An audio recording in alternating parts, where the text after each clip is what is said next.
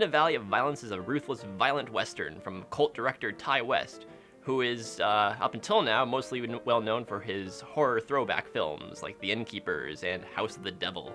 Like Ty West's previous films, this movie is partially an homage to filmmaking of the past. In this case, it's spaghetti westerns in particular.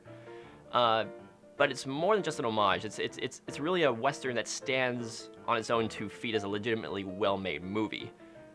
Some recent examples of westerns that I can think of include Bone Tomahawk, which was a kind of a modern horror film that tried to reinvent the genre, and then The Hateful Eight, which was really a love letter to westerns from all different decades. It's a sort of western that owes a lot to Clint Eastwood films in particular, where heroes are good people with abhorrent flaws, and villains are really despicable human beings, but they're just as likely to let you off with a warning as they are to shoot you in the face. And that brings me to the violence, which this is a very violent movie, and some of the violence in it is very uncomfortable. Don't come any closer! What's the priest need so many bullets for? Sinners! Ty West used the violence as a theatrical tool of sorts, sometimes using it to release tension, and at other times he just uses it as a punchline. I was surprised at how much I laughed at this movie, at a couple of scenes in particular in the third act, considering that most of the movie is very, very tense.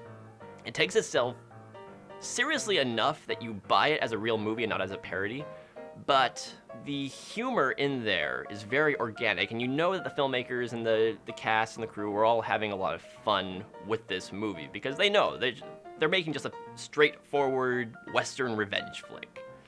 And you can't get too serious with that. Unless you're Clint Eastwood in Hang 'em High. Clint Eastwood murdered more people in Hang 'em High than our hero did in this movie. It combines the simplicity of High Noon and the ruthlessness of Death Wish.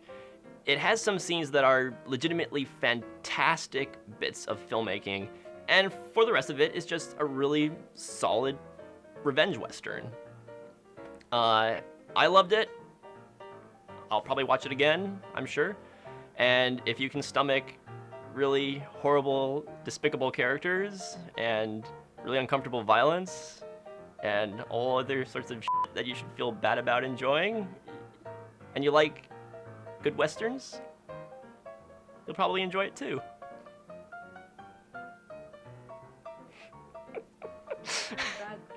I'm a bad person for enjoying. I actually like it's weird. Like I came out the movie, I'm like, I really like that movie. But like the more I think about it afterwards, I'm like, you know what? I actually really like that movie a lot. This movie will turn everyone into horribly violent, revenge-ridden people who it's the John Wick of movies. Actually, I was really trying hard not to make a John Wick reference, because like all the reviews I've been reading have been saying like it's the John Wick of westerns. I'm like, it's a different kind of movie.